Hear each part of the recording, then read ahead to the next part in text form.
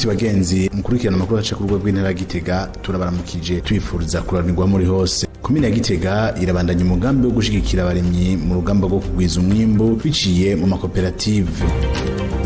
Kuri wa kane igenekerezo rya 22 Gitugutu mwaka wa 2020 komine Gitega yaronkeje amakoperative sangwe yashize imbere uburimyi mu migambi yayo, imbuto zirobanuye z'ibigori n'ibiraya, amase ya fomi hamwe n'imiti yo gukingira ingwara ibiterwa, vyose hamwe bifise agaciro k'amafaranga yababa miliyoni 32 y'amafaranga y'abarundi. Musitanteri wa komine ya Gitega Dr Jacques Nduwimana akamenyesha ko komine ya Gitega yitavye kamukanye n'icubahiro umukuru w'igihugu cacu c'u Burundi, aho yahamagariye abene igihugu kugwiza umwimbu maze wose ukaronka icyo ufungura, umufuko wose nawo ukaronka ifaranga.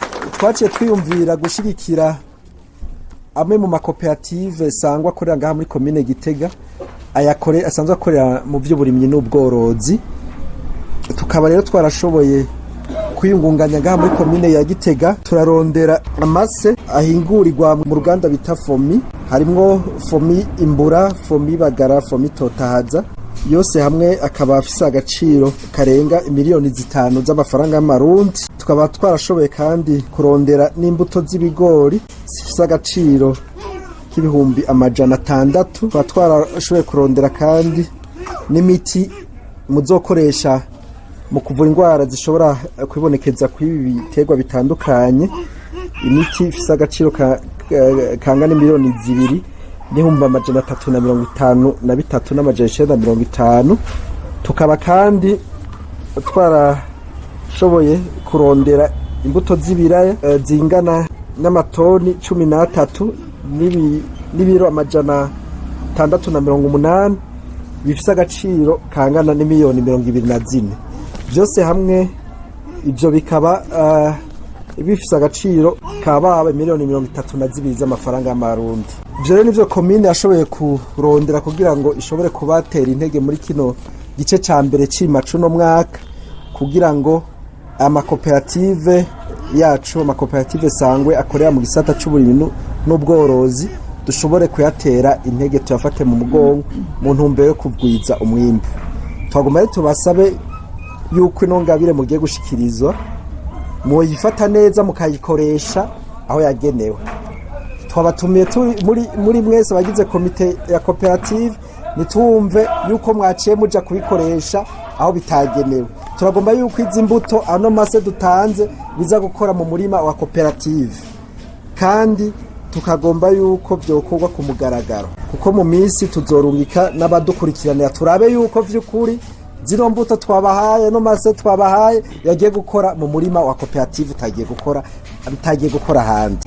Komine rero amande y'ibizobandanya ibashigikiza abahinga batandukanye kugira ngo baze barabagendera barabe yuko indimo zanyu zifashe neza.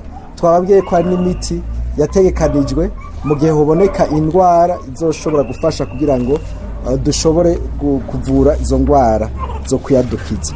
Ndikumana Jamari umwene gihugu muri koperative sangwe ya Bukwazo akaba kenguruka iyo ngabire mbere agahamagara n'andi bene gihugu kwinjira mu makoperative sangwe. Twege ingabire twayakiriye neza, turashima ko komine Gitega yashimye kudufata mu mugongo ikaturosha no mwavu, ikaturosha na zino mbuto, baduhaye imiti yo kuzobipompa. None rero turashimiye komine Gitega kuko yimviriye kudufata mu mugongo. Twege ubwa mbere na mbere ho duhungukira ivyiyumviro vyinshi, kandi turi hamwe turarima tukagwiza umwimbu dukuyemwo tukaca tuwikenuza. Utari muri koperative sangwe iterambere ryaramusize. Sibomana Janine umukenyezi wo muri koperative sangwe Mungwa amenyesha ko iyo ngabire izobafasha cyane, akanasaba abandi bakenyezi gukura amaboko mu mpuzu mu kwijukira amakoperative sangwe uko baronkera ubumenyi budasanzwe. Bizotugira akamaro kanini yakobera tuzotera twese tugiye hamwe hanyuma turonke ibiduteza imbere. Jewe ndashima gose ko turaja hamwe tukungurana ubumenyi, tukamenya gutera kijambere. Kera twatera ibitajanye mu kubunye, dutera neza tukimbura neza bikagaruka ni mu miryango yacu. Hatwege twari twarateye umurima w'intore, twarakura y'intore dushoboye guha ibibondo byacu tugateka tugafungura, kandi n'ubu tubandanya turima ko turose amase tuzoronka vyinshi, hanyuma tujane mu miryango yacu igira amagara meza. Kumwe perezida yavuga ati umunwa uronka icurya duheze turonke ikidufasha mu muryango wacu. Abenegihugu bahurikiye muri ayo makoperative bakaba bemeza ko ayo makoperative yatumye abenegihugu bava mu marigara maze bijukira ibikorwa vy'iterambere, aho n'abatayarimwo barimira impande y'ahari imirima y'ayo makoperative bahungukiye ubumenyi mu bijanye no kurima kijambere. Turabashimiye ko mwadukurikiranye, ntibagiye gusangiza iyi nkuru mugenzawe. Murakoze.